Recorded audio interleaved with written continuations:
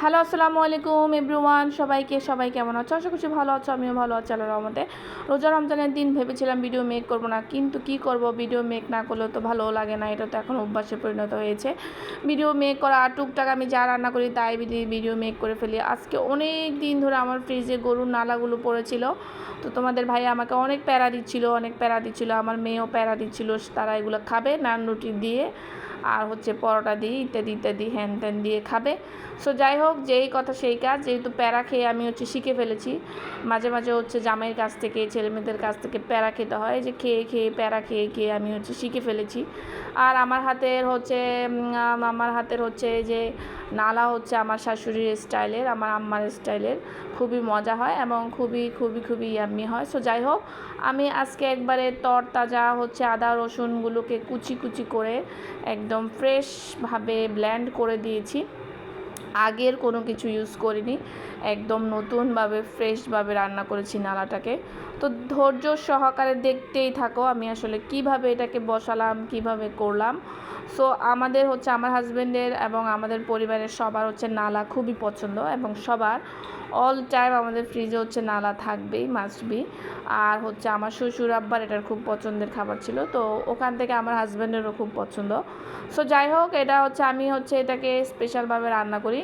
আসো এবার মেইন কথায় আসি। রোজা রমজানের দিন সবাই নিশ্চয়ই কোরআন তেলাওয়াত করো, আমিও করতাম, বিয়ের আগেও করতাম, বিয়ের পরেও করতাম। আমাদের যখন আমরা ডুপ্লেক্স বাড়িতে ছিলাম, আমাদের 12-13 রুমের একটা বাড়িতে আমরা যখন ছিলাম সবাই একসাথে, তখন আমি আমার বেডরুমে বসে কোরআন তেলাওয়াত করতাম। এই রুম থেকে ওই রুম, এই বাসা, এই একতলা থেকে দোতলা শোনা যেত কোরআন তেলাওয়াতের মনোমুগ্ধকর আওয়াজ। 2 থেকে 3 বার আমি খতম দিতাম। বাট আমার নাভান হওয়ার পর, নাভান নাবিয়ে দুটো বাচ্চা পিঠাপিঠি যখন একসাথে ছিল, তখন আমার ওই কোরআনের যে চর্চাটা, প্র্যাকটিসের বিষয়টা, সেটা আমি ভুলেই গিয়েছিলাম এবং শুদ্ধভাবে হতো না।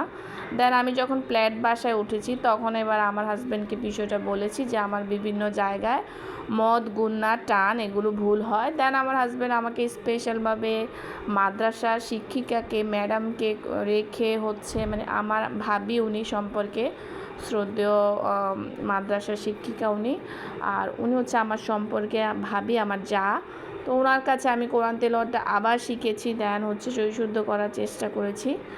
আর আমার ভুলগুলো আমি পারফেক্টভাবে ধরে উনি আমাকে হাতে ধরে শিখিয়েছেন বাসায় এসে, এবং ওনাকে ওনার প্রাপ্য সম্মান এবং হাদিয়া আমার হাজব্যান্ড ওনার পক্ষ থেকে গিফট করেছেন। সো যাই হোক, এই কোরআনের মর্যাদা যারা বুঝবে না, কোরআন শরীফের মর্যাদা যারা দিবে না, তারা দুনিয়া এবং আখিরাত সব কিছু থেকে বঞ্চিত হবে। দুনিয়ার 2 দিনের জীবনে আমরা খুবই স্বল্প সময়ের জন্য এসেছি, বাট আখিরাতের জীবনটা দীর্ঘস্থায়ী, মৃত্যুর পরের জীবনটা দীর্ঘস্থায়ী। তো আমি আমার ম্যামের কাছে, আরবি ম্যামের কাছে আরবি শিক্ষা গ্রহণ করে, আবার সেই আরবি ম্যাম আমার মেয়েকেও পড়িয়েছে, আমার মেয়েকেও ইসলামিক শিক্ষাগুলা, দেন ওর যে ফাউন্ডেশনটা, সেটা উনি ম্যাডাম তৈরি করেছে, এখনও করছেন, এখনও বর্তমানে হুজুর এবং মাদ্রাসার কারি সাহেব আমার মেয়েকে পড়ান, ছেলে মেয়ে দুজনকে, আলহামদুলিল্লাহ। তো আমরা হাজব্যান্ড ওয়াইফ দুজনে যেটা চেয়েছিলাম সেটাই সুন্দরভাবে সম্পন্ন হচ্ছে, এটাই আলহামদুলিল্লাহ, এটাই শুকরিয়া আমরা।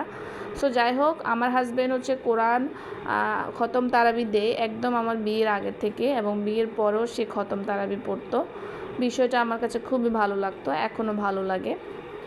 আর আর প্রতি বছরই আমি কোরআন তেলাওয়াতের নিয়ত করি। আমাদের গোপন দান, গোপন ইবাদতগুলো আল্লাহর দরবারে বেশি কবুল হয়।